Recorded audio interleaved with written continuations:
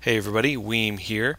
I thought I would make a video and share some information with you that I had initially intended on kind of writing up a post on the forums about, but after recording some video, which you're kind of seeing here in the background, while creating some dungeon tiles, I thought, you know, this is probably a good time to explain this kind of stuff, and then I don't have to type as much, so this might go a little bit faster. So you're kind of saving me some time here. If you can excuse the chair creak there, creaking. Yeah, so basically in Epic Inventor, we generate worlds, right? Yeah, okay, pretty obvious. We generate worlds.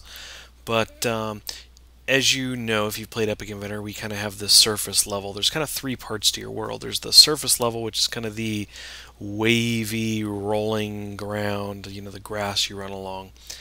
The next kind of level down is what we call the tunnels, or at least I call them tunnels. I think Forrest and Brandon have a more technical term for them, but basically tunnels are these randomly carved out caves that connect dungeon tiles deeper down to the surface above by kind of popping up through the ground.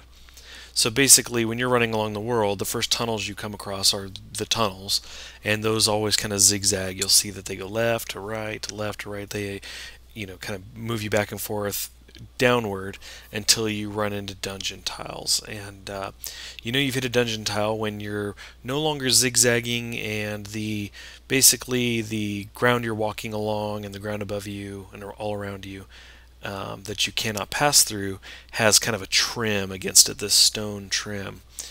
And so that's kind of the three parts of the Epic Inventor world here. So once you get down to the dungeon level, what we call the dungeon tiles, basically you're running into these kind of pattern or handcrafted dungeon areas that basically I draw up. That's kind of what you're seeing being made in the background. Um, so the way these work is that although this looks kind of big and they're kind of blocky, this is actually a zoomed in image. So each of these blocks is actually a pixel. This image itself is 150 pixels wide by 100 tall, and every pixel that you see here represents one block in the game. The blocks themselves are 16 by 16 pixels, but here you just kind of deal with it on a block by block basis using pixels. So it's very easy, as you can see, to basically draw down black areas. And that's going to be the cave areas you're going to get to walk around in. So you'll kind of see here that I've got kind of 6 entrances or exits, kind of depending on your perspective, going top bottom, well, 3 up top, 3 on the bottom, and then 1 each on the left and right. So you've got a total of 8 of these entrances or exits. And basically, as long as you kind of stick to that format and you make sure that those line up, then it doesn't really matter. When the system kind of randomly pulls dungeon tiles, it snaps them together, they're pretty much going to work. And I say pretty much because some of the early ones I did, I kind of skipped around a bit. The top ones I might only have 2, and the bottom one might only have 1 or 2, but I tried to make sure in general that there were 5 exits out of every tile. And the way that was okay was that if let's say I had an exit to the right, but the next dungeon tile over didn't have an entrance on the left, you basically ran into a dirt wall. And in fact, I can bring up an image here. I'll make sure to drop an image in to kind of show you what that looks like when you kind of run into a wall where the other side doesn't have a entrance. But for a while now, I think most of the tiles that have been made, the last number of them anyway, have had all 8 entrance and exits kind of used. So I didn't really have to worry about any kind of weird issues anymore. I did intend on going back and replacing, or at least adding in some to those that had less than 8, but it's not that big a deal. It doesn't cause any problems that I've run across. Keeping in mind that not being able to jump out of certain holes is a little bit of a different problem because sometimes those don't involve exits. But anyway, that's a whole nother thing. But yeah, that's kind of the basic rundown here. And so you'll see these kind of orange lines on the maps as I'm drawing, and those are kind of that's kind of a template layer I use in Photoshop to kind of remind me this is where those are. And so I use a 6 pixel brush, the pencil brush, and it's set to kind of a 100% hardness. So I'm just drawing exact pixels there, and I chose 6 because your character occupies 3 blocks wide and 4 tall, and when you're in the robot, that increases a bit. So 6 is a pretty safe number. And so I kind of that's usually what I start with, and I tend to kind of increase that a bit, and when I've drawn down my initial kind of tunnels and everything. But that's kind of the base that I start with. So yeah, you get the brush, and so you're painting down the caves, and you can see I'm using black, and black does have to be used in this case. Basically, the system looks at colors, and it replaces colors with tiles. And in this case, it looks at the black, and it says, well, if you're a black pixel, I'm going to replace you with a cave background tile, of which I think I've made about 60 variations. Now there's also the dirt tile that you can't pass through. It's the lighter colored dirt in the world, and in this case, that's what the red would be replaced with. And in this system that we have going, if the system doesn't recognize a color, it's going to use that dirt. So for me, I use red, but I could have used blue or purple or any other color. That as long as it wasn't defined in the system. So we have black defined, and we have a gray defined that I use for the trim around the areas you can pass through, essentially the caves. And in fact, I have a kind of thing set up in Photoshop. It's just a outer glow. It's set to 1 pixel, so that I can just kind of flick that on, and it will automatically trim around everything, and just makes life easier all around. So anyway, the system sees that gray trim, and it replaces it with a stone block that you're kind of familiar with seeing in the game. So yeah, that's kind of how this works. Basically, the system grabs these tiles. I think at this point we have around 40 or 50 of these dungeon tiles. So basically, the world lays down these tiles in essentially layers. It makes a bunch of layers, and just snaps these together randomly and works its way up when generating from the bottom up.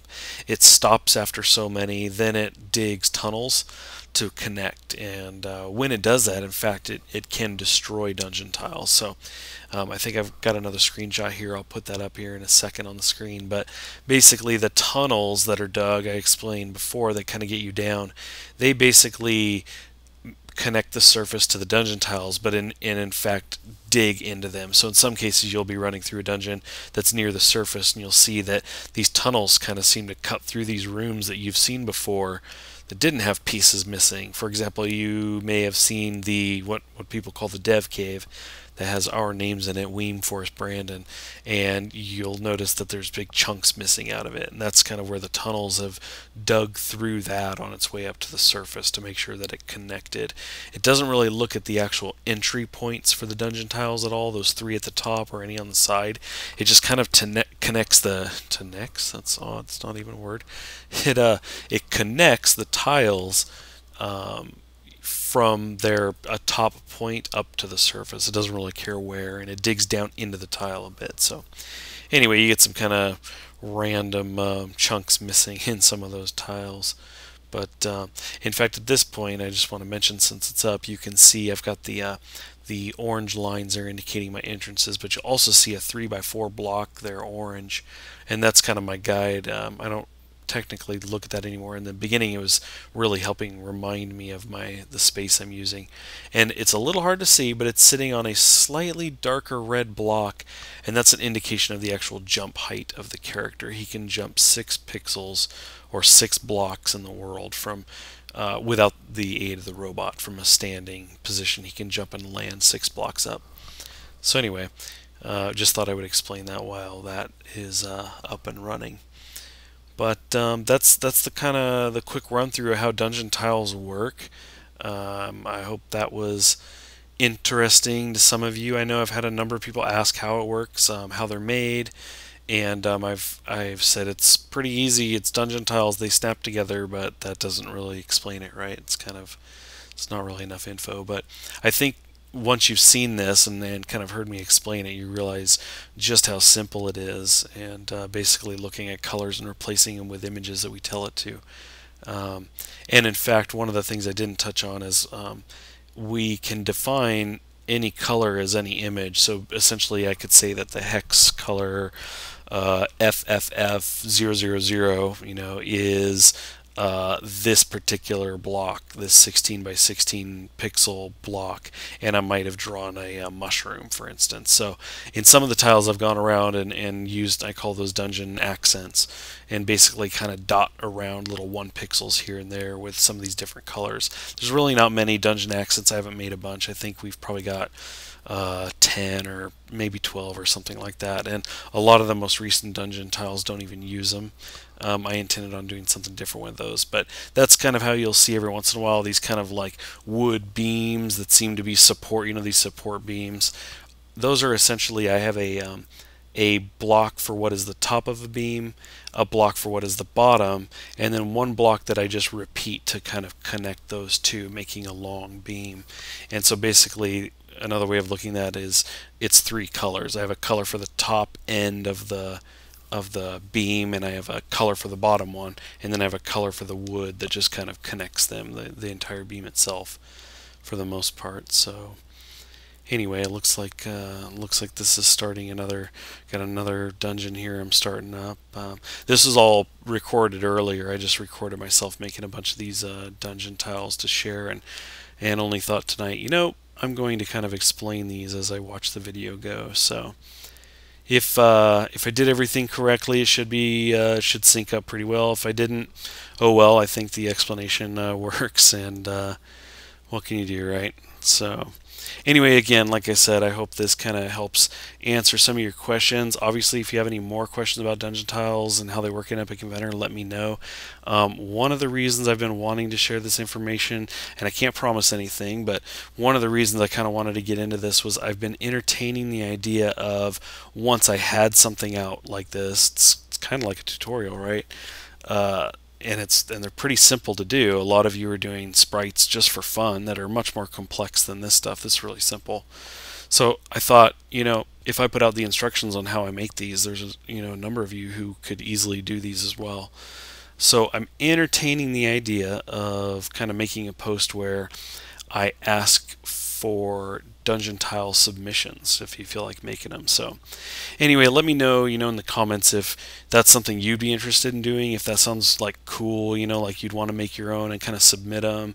Again, I'm not entirely sure that I'm going to do that. That requires me to kind of go through every single one of them and make sure, different criteria are met. And I don't know that I have time to do that, but I've been thinking about that, and I may do something like, you can submit one or something, and do a thread where anybody that would like to submit one can. So I don't have one person submitting 20 that I have to go through. You just kind of submit. You can make 20, but I would ask for one, that I could check out. So anyway, like I said, leave a comment. Let me know if you think that's a cool idea, if you would make some dungeon tiles, and play with it, and if you would be interested in submitting one for possible entry into Epic Inventor. So thanks a lot, guys and gals. Like this video if you did. I appreciate that as always, and take care. I'll see you later.